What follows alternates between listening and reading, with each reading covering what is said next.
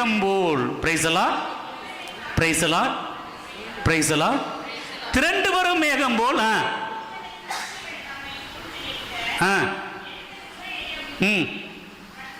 நம்மை பற்றி கொண்டிருக்கும் எந்த பாவம். அந்த வார்த்தை திரண்டு வரும் மேகம் போல் ஆரம்பிச்சது.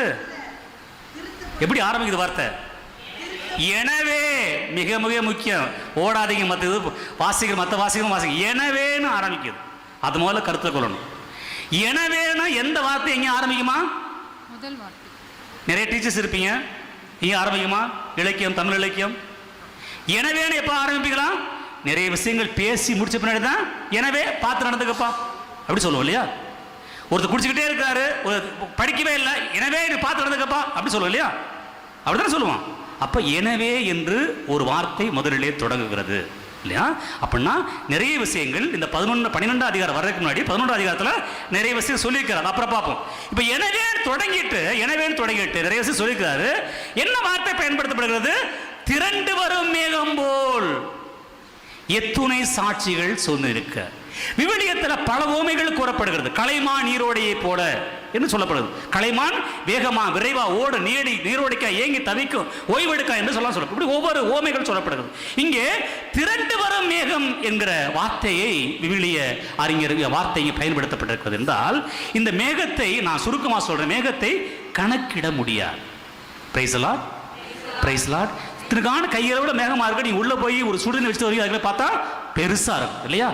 அது திரண்டு வர மேகம், அப்படியே விரட்டிட்டு வரும் பாருங்க. அந்த மேகம் போல சாட்சிகள் சூழ்ந்து நிற்கிறது. அப்படின்னா எண்ணிக்கையில் அடங்காத சாட்சிகள் இருந்தார்கள் என்று கடவுளை பார்த்து சொல்கிறது. எனவே திரண்டு வர மேகம் போல் எத்துணை சாட்சிகள் சூழ்ந்து நிற்க, எந்த சுமையையும் நம்மை பற்றி கொண்டிருக்கிற எந்த பாவத்தையும் உதறி தள்ளிவிட்டு நம்ம குறிப்பிட்டு உள்ள பந்தயத்தில் மன உறுதியோடு ஓடுவோமாக. அப்ப ரெண்டு வார்த்தை அடுத்து பயன்படுத்தப்படுது, சுமை, பாவம். அது என்ன செய்யணுமா? உதறி தள்ளணும். உட்கார்ந்து இருக்கீங்க, திடீர்னு உங்க சேலையிலேயோ உங்க வேஷ்டிலேயோ பள்ளி வந்துருச்சு, பள்ளி அப்படியே உட்காந்துக்க நல்லா இருக்கு அப்படி சொல்லுவோமா? உடனே உதறி தள்ளுவும் தானே, உதறி தள்ளுவும் தானே, அதான இயற்கை. அப்படி உதறி தள்ள முடியுமா? முடியுமா? முடியல. அந்த சுமை இல்லாம பாவம் இல்லாம யாரா இருக்கீங்களா? அப்படிதான் சொல்லுங்க. பாவத்துக்கு நிறைய சுருவம் தேவைப்படும், வச்சிடலாம் முடியாது இல்ல இல்ல இல்ல. அப்ப சுமை மேல் சுமை, சோதனை மேல் சோதனை, வேதனை மேல் வேதனை, துன்பத்தின் மேல் துன்பம், கஷ்டத்தின் மேல் கஷ்டம், அப்படிதான் இருக்குது. ஏன்னா அன்று அத்துணை சாட்சிகள் இருந்தார்கள். 1000 பேர் இருந்தாங்கன்னா அதுல ஒருத்தர் தான், 100 பேர் இருந்தாங்கன்னா ஒருத்தர் தான் தவறு செய்ய முற்பட்டார். 99 பேர் நல்லா இருந்தாங்க, அதனால ஒருத்தர் தான் திரும்பி வந்தார். இன்னைக்கு 10 பேர் இருந்தாங்கன்னா 10 பேர் 9 பேர் தவறு செய்யறாரு. நல்லவரா இருக்கவரா அங்கேதான் போய் விழுகிறார். இதான யதார்த்தம். அப்ப இன்று சாட்சிய வாழ்க்கை இல்லை. அன்று திரண்டு வரும் ஒரு மேகம் போல் சாட்சிகள் சூழ்நிற்க, எந்த சுமையை பற்றி கொண்டிருக்கிற பாவத்தை முதலில் தள்ளிவிட்டு மன உறுதியோடு ஓடுவோமாக என்று முதல் வார்த்தை கூறுகிறது. இப்ப அது நடக்கல. அடுத்து என்ன செய்யணும்? அடுத்த வார்த்தை, 2வது வார்த்தை வாசிங்க. நம்பிக்கையை தொடங்கி வழி நடத்துவரும் அதை நிறைவு செய்வருமாகிய இயேசுவின் மீது கண்களை பதிய வைப்போம். Price the Lord, praise the Lord. இது புதிய மொழிபெயர்ப்பு. பழைய மொழிபெயர்ப்பு நம்பிக்கை என்னும் வாழ்வை தொடங்கி அதை நிறைவு செய்வர், அதை வழி நடத்துகிறவரும் அதை நிறைவு செய்வருமாகிய ஆண்டவர் இயேசு கிறிஸ்துவின் மீது கண்களை பதிய வைப்பதுதான் ஆராதனை. Price the Lord, praise the Lord, praise the Lord. இயேசுவுக்கே புகழ், இயேசுவுக்கே நன்றி. Price the Lord. கண்களை பதிய வைக்க வேண்டும் என்று அழைக்கிறார். ஏற்கனவே நேரம் கடந்து விட்டது. ஏன் கண்களை பற்றி பேசுகிறார் என்றால், ஆண்டவரே கூறுகிறார், கண்தான் உடலுக்கு விளக்கு. கண் நலமாயிருந்தால் உடல் முழுமைக்கும் நலமாயிருக்கும். நீ நல்லா யோசிச்சு பாருங்க. நம்ம செய்யக்கூடிய எந்த பாவமா இருக்கட்டும், அது புடவையா இருக்கட்டும், நகையா இருக்கட்டும், இல்லை ஆண்களுக்கு டாஸ்மார்க்கா இருக்கட்டும், எதுவா இருக்கட்டும், எங்கிருந்து ஆரம்பிக்குது? கண்ல இருந்து ஆரம்பிக்கும் இல்லையா? அப்ப அந்த கண் நலமா இருக்கணும்னா அந்த கண் யாரை பார்க்கணும்? ஆண்டவரை பார்க்க வேண்டும். ஆண்டவரை வெறும் சாதாரண பார்ப்பதில்லை, பதிய வைக்க வேண்டும் என்று ஆண்டவருடைய வார்த்தை கூறுகிறது. Price the Lord, praise the Lord. இயேசுவுக்கே புகழ், இயேசுவுக்கே நன்றி. எனவே அந்த ஆண்டவர் மீது கண்களை நம்ம நிறைய பேர் இங்க நிறைய டீச்சர்ஸ் இருக்கிறீங்க, பெரிய பெரிய அதிகாரி இருக்கிறீங்க, BA MA MHD CHD அந்த இந்த LKG ப்ரீகேஜி என்னென்னமோ கேஜி எல்லாம் படிக்கிறோம் இல்லையா?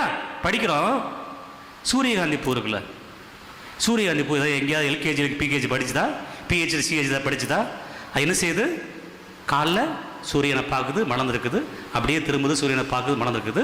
சூரியன் மறைஞ்சவொடனே அது சூரியன் முகத்தை காமிக்கிறதுனால, சூரியனை பார்க்கறதுனால அது சூரியகாந்தி. நம்ம யாரை பார்க்குறோம், யார் முகத்தை பார்க்குறோம், யார்கிட்ட முகத்தை காட்டுறோம், நமக்கு பேர் என்ன? Price the Lord, praise the Lord. அவரை முகமுகமாய் பார்ப்பது ஆராதனை.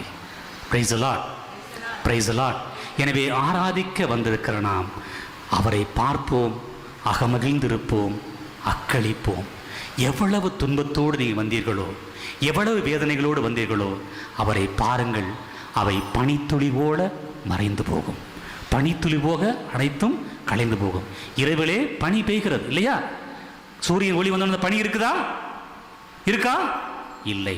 அப்போ அதுபோல உங்களுடைய வாழ்க்கைகளில் எவ்வளவு துன்பங்கள், நேரம் முடிக்கிறதுனால நம்ம சீக்கிரம் முடிக்கிற, எவ்வளவு துன்பங்கள் வந்தாலும் அந்த ஆண்டவரை உற்று பார்க்கிற போது, முகமுகமாய் பார்க்கிற போது, அதுவும் நம்பிக்கையோடு பார்க்கிற போது, இந்த வேளையிலே இப்பொழுது அவரை ஆராதிக்க இருக்கிறோம். முழந்தாள் படியிட்டு அந்த வேளையிலே அனைத்தும் பனித்துளி போல மறைந்து போகும். நம்புங்கள், வாழ்வடைவோம். முழந்தாள் படியிட்டு மாண்புயர் பாடல் வழியாக அந்த ஆண்டவரை ஆராதிப்போம். இந்த 2 வார்த்தைகளை இந்த மாதத்திலே தியானித்து பாருங்கள். திருப்பாடல் 47, எபிரேயருக்கு எழுதப்பட்ட திருமுகம் 12. ஆண்டவரை முகமுகமாய் பாருங்கள், அகமகிழ்ந்திருங்கள், அக்களியுங்கள். துன்பம் வருகிற போதும், துயரம் வருகிற போதும் நீங்கள் எப்பொழுதும் வரை பாருங்கள். இந்த நகைச்சுவையாக சொல்கிற மாதிரி ஒருத்தன் டாக்டர் படத்தை எடுத்து பார்த்தானா. ஏன்டா எடுத்தது பார்த்துருக்கேன் கேட்டால், எனக்கு கஷ்டம், அதாவது உடல் சோர்வு இல்லாட்டா டாக்டர் போய் பாருங்கன்னாங்க. அவரை பார்க்குறாங்க மாதிரி இல்லை. அப்படிப்பட்ட நகைச்சுவையாக அல்ல, மாறாக கடவுளை உணர்வோடும் உள்ள துடிப்போடும் பார்ப்போம், அவரை ஆராதிப்போம். மாண்புயர் பாடலை பாடி நாம் இறுதி ஆசிருக்கு நாம் கடந்து செல்வோம்.